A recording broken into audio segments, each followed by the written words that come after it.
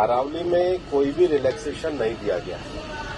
पहली बात, अरावली भारत के 4 राज्यों में है, दिल्ली, हरियाणा, राजस्थान, हरियाणा और गुजरात।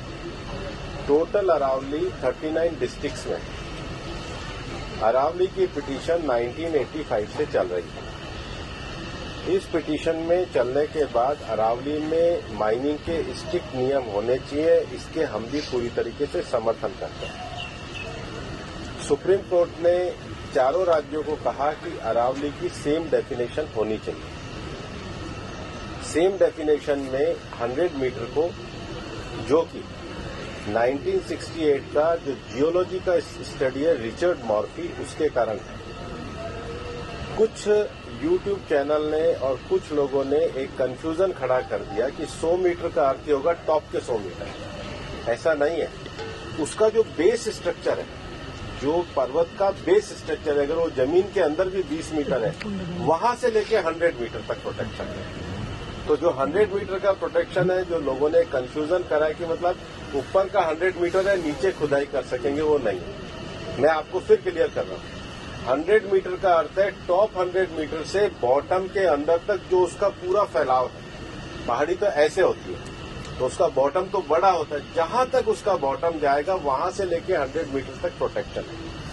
और अगर एक पहाड़ी और दूसरी पहाड़ी के बीच में 500 मीटर का गैप है, तो वो जमीन भी अरावली रेंज मानी जाएगी। इस डेफिनेशन के आने के बाद 90% से ज्यादा एरिया प्रोटेक्टेड एरिया में आ गया। 90% से ज्यादा। मेरा ये स्टेटमेंट लिख लीजिए, टोटल अरावली का एरिया 1,47,000 स्क्वायर किलोमीटर है। इसके बाद केवल अभी की जो मेरे पास 39 डिस्ट्रिक्ट है, केवल 217 किलोमीटर, मतलब 2% में ही माइनिंग हो सकती है।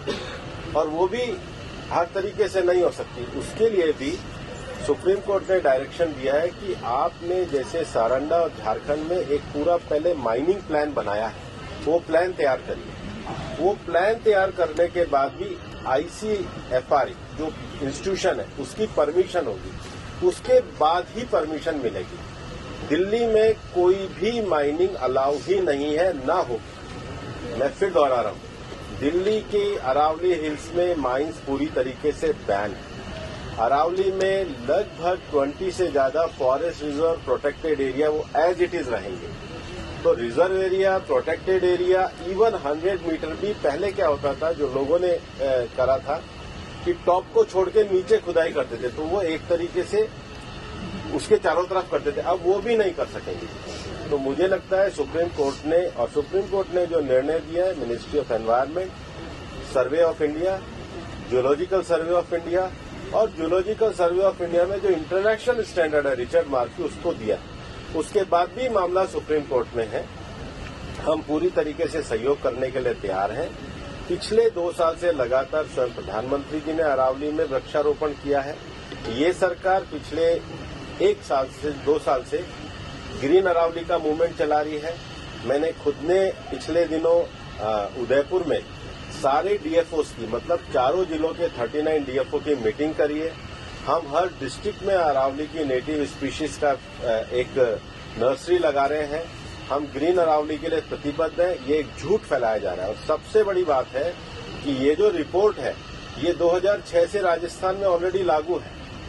इसमें कुछ भी एडिशन नहीं किया गया, बल्कि अरावली के टॉप से लेके और जमीन तक, मतलब जमीन से पूरा ऊपर 100 जो स्ट्रक्चर है, वो सारा प्रोटेक्टेड की श्रेणी में आता है।